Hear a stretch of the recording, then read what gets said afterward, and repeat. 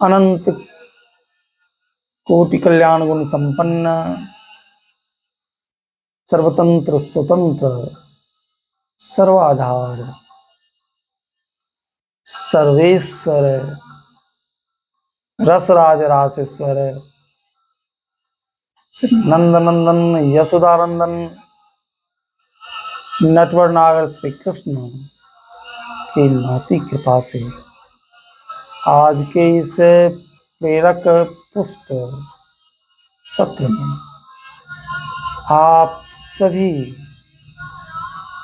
श्रोताओं का हार्दिक स्वागत है। इतिहास साक्षी है कि हम सभी महापुरुषों के अनुभव से लाभान्वित होते रहे।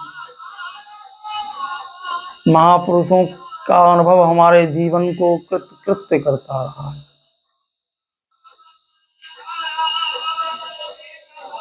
हिंदी साहित्य के अनमोल ग्रंथ है रामचरितमानस में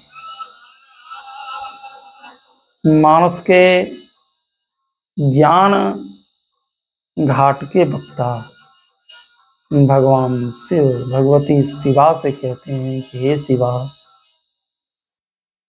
इस जगत में सत्य ईश्वर का भजन ही है। इसके अतिरिक्त जो दिख रहा है वह स्वप्नवत है। सत हरि भजन जगत सब स्वप्न। भक्ति घाट के आचार्य काकभूषुंडी जी महाराज पक्षीराज गरुड़ को समझाते हुए कहते हैं कि हे गरुड़, मैंने सारे कर्मों को अनेक जन्मों में करके देख लिया।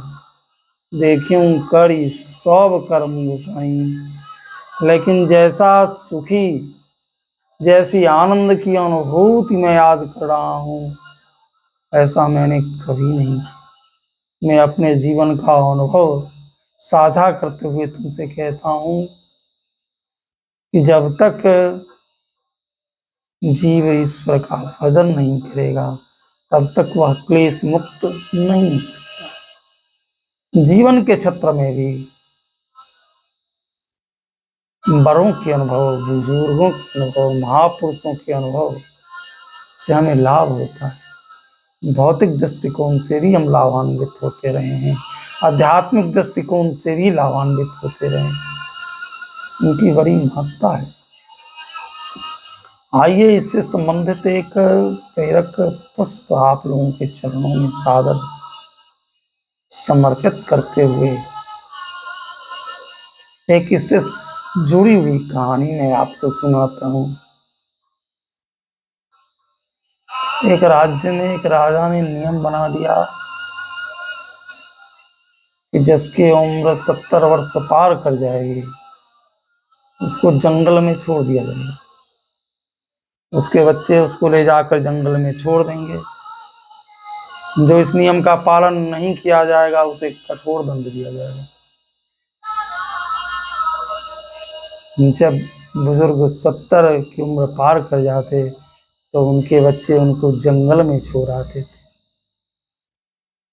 इसी तरह की घटना नित्य हो रही थी। एक बालक अपने माता को जंगल में छोड़ने जा रहा था क्योंकि माता की उम्र 70 पार कर चुकी थी। माता को अपने कंधे पर बिठाए बालक जंगल की ओर बढ़ रहा था। माता जहां झाड़ी से निकलती तो एक लकड़ी तोड़ लेती और उस लकड़ी को गिरा देती। फिर लड़का आगे बढ़ता, फिर लकड़ी तोड़ती, फिर गिराती, फिर लकड़ी तोड़ती, फिर गिराती, फिर लकड़ी तोड़ती, फिर गिराती। बच्चे ने अपने माँ से पूछा कि माँ, तुम बार बार लकड़ी तोड़कर क्यों गिरा रही हो? माँ ने कहा कि बेटा, तुम मुझे जंगल में छोड़कर जब वापस लौट जाएगा तो इस भीषण जंगल में कहीं तुम रास्ता भटक न जाओ, इसलिए मैं लकड़ी तोड़कर गिरा रही हूँ। इसी को देखते हुए तुम वापस लौट जाओ। बच्चे के हृदय में एक अद्भुत अनुभूति हुई उसने देखा कि मैं जिस माँ को जंगल में छोड़ने जा रहा हूँ, उसकी ममता आज भी मेरे प्रति है। आज भी वह मुझे जीवित देखना चाहती है। आज भी वह मुझे सकुशल देखना चाहती है। मैं ऐसी माँ को जंगल में कैसे छोड़ सकता हूँ? वह चुपचाप अपनी माँ को अपने घर पर ले आया और एक गुफा का निर्माण किया और उस गुफा में अपनी माँ को रखने लगा।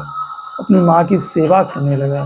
अपनी माँ को भोजन कराता, स्नान कराता, पैर दबाता। अपने माँ को सब तरह से वह संतुष्ट कर रहा था। माँ भी बहुत प्रसन्न थी। समय निकलता गया। एक आक्रमणकारी राजा ने उस राज्य पर आक्रमण कर दिया। आक्रमणकारी राजा इतना मजबूत था, इतना सशक्त था कि उसके सामने मेजबान राजा टिक नहीं सका। मेजबान राजा को उसने कैद कर लिया और सारे लोगों को अपने वश में करते हुए बोला कि जो मेरे प्रश्नों का उत्तर दे देगा तो मैं इस राज्य को मुक्त कर दूंगा, राजा को भी मुक्त कर दूंगा और फिर से जिस तरह यह राज्य था, राज्य में जैसा सुख था वह बहाल हो जाए। तो प्रजाजनों ने पूछा कि महाराज बताइए आपके प्रश्न क्या हैं। तो उसने अपना पहला प्रश्न बताया कि मेरे पास एक शीशे का बर्तन है। इस बर्तन को कद्दू से भर देना है। सब लोग अचंभित रह गए। शीशे के बर्तन को कद्दू से कैसे भरा जा सकता है? वह बालक इस प्रश्न के समाधान के लिए अपनी माँ के पास पहुंचा। माँ से बोला, माँ हमारे राज्य पर संकट आ गया है।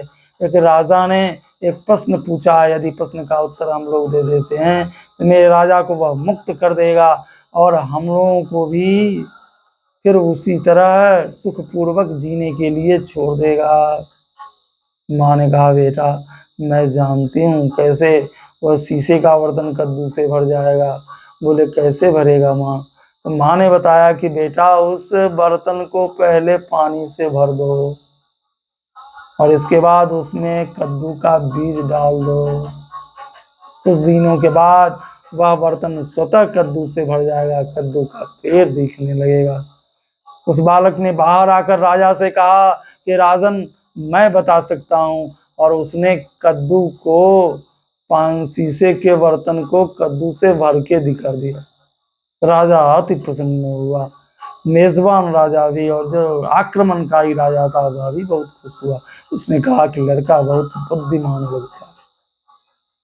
अब दूसरा प्रश्न उसने तुरंत पुनः पूछा। कहा कि अब दूसरे प्रश्न का उत्तर भी तुम्हें देना होगा।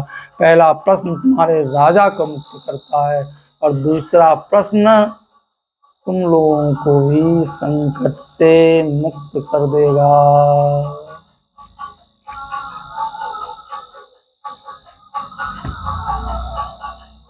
तो राजा ने कहा कि सामने बगल में एक नदी बह रही है।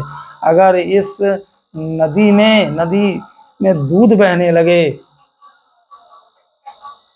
दूध की नदी बह जाए, यह कैसे संभव हो सकता है? सब लोग अचंभित थे। फिर वह पहुंचा अपनी माँ के पास। माँ से पूछा, माँ बताओ तो सही, राजा कह रहा है नदी को दूध से भर देना है, दूध से यदि नदी भर जाएगा तो फिर हम लोगों को भी वह मुक्त कर देगा। माँ ने कहा कि राजा से पहले कहिए आप जाकर कि राजन आप जो है सो इस नदी के पानी को खाली करवा दीजिए। नदी का पानी यदि खाली हो जाता है तो फिर दूध की नदी में बहवा दूंगा। जाकर उस बालक ने राजा से कहा कि राजन यदि आप इस नदी को खाली करवा दें तो हमारा राजा इसमें दूध की नदी बहा देगा। फिर राजा उसके उत्तर से अति प्रसन्न हुआ। उसने कहा कि बताओ आखिर इन प्रश्नों का उत्तर तुम कहाँ से ढूंढ लाए? मैं तुम लोगों को मुक्त करता हूँ। उसने राजा को मुक्त कर दिया। राजा ने अब पूछा अपने उस बालक से कि बालक यह तो बताओ कि तुमने इन प्रश्नों का उत्तर ढूंढा कहाँ से? कैसे तुम जान गए कि कद्दू को कद्दू से भरा जा सकता है, शीशे के बर्तन को, और नदी को भी दूध से भरा जा सकता है? कैसे भरा जाएगा? ये दिमाग में तुमको कैसे आ गया? उसने कहा कि महाराज, यदि आप हमें अभय दान दीजिए, जीवन दान दीजिए, तो मैं आपको बता सकता हूँ। राजा ने अभय दान दिया तो उस बालक ने कहा कि मेरी माँ मेरे गुफा में रहती है। जब मेरी माँ 70 पार कर गई तो जंगल में छोड़ने में गया, लेकिन जंगल में छोड़कर नहीं आ सका। मैं अपनी माँ को लेकर वापस आ गया। मेरी माँ गुफा में रहती है, मैं उसकी सेवा करता हूँ, और संकट की इस घड़ी में इन प्रश्नों का उत्तर उसी ने दिया है। राजा अति प्रसन्न हुआ। राजा ने कहा कि आज से यह कानून बदल दिया गया और 70 वर्ष के बाद भी बुजुर्ग जंगल नहीं भेजे जाएंगे। जितने भी बुजुर्ग जंगल भेजे गए थे सबको पुनः वापस लौटा लिया गया। ये बुजुर्ग के अनुभव का प्रश्न है। बुजुर्ग के अनुभव से हम लाभ उठा सकते हैं, नहीं तो हमारा जीवन अनुभव प्राप्त करने में ही निकल जाएगा। बुजुर्ग जीवन का भार नहीं है, वो आपके जीवन की नैया का पतवार है, जो आपको संकट में आपके नाव को पार लगाएगा। यह बुजुर्ग है। बुजुर्ग के अनुभव से हमें सदा फायदा उठाना चाहिए। जिसने भी इनके अनुभव से फायदा उठाया, वह परिवार, वह समाज, वह राष्ट्र समुन्नत हुआ। श्री राम बुजुर्ग का आदर करते थे, इसलिए प्रत्येक संकट में उबर जाते थे। लक्ष्मण को शक्ति लगी थी, जामवंत ने उपाय बताया, जामवंत का वैद सुखेना, लंका रही को पटी लेना। सुखेन नाम का वैद्य लंका में है, उसको आप ले आइए, वह यदि चिकित्सा करेगा तो लक्ष्मण स्वस्थ हो जाएंगे। दूसरी तरफ रावण के राज्य में भी बुद्धिमान माल्यवंत मंत्री हैं, और माल्यवंत समझा रहे हैं, बार बार कहते हैं रावण से, जामवंत रावण पात मात पिता मंत्री वर, बोला वचन नीति अति पावन। नीति की बात समझा रहा है कि जब से आपने सीता का हरण किया तब से अशून ही अशून हो रहा है। यह स्पष्ट दिख रहा है कि यह आपके कुल को नष्ट कर देने वाला है। इसलिए मेरी बात यदि मानिए तो आप सीता को वापस कर दीजिए। लेकिन रावण ने अनसुना कर दिया माल्यवंत की बात को। श्री राम ने बुजुर्गों की बात को सुना और रावण ने अनसुना कर दिया। परिणाम सामने है। जिसने बुजुर्गों की बात को सुना वह संकट से उबर गया, और जिसने अनादर किया वह संकट के सागर में डूबकर अपना सब कुछ समाप्त कर लिया। इसलिए हमें बुजुर्गों के अनुभव से, अपने बड़ों के अनुभव से, महापुरुषों के अनुभव से, सत्शास्त्रों के बखान से ज्ञान प्राप्त कर अपने जीवन को सुंदर बनाना चाहिए।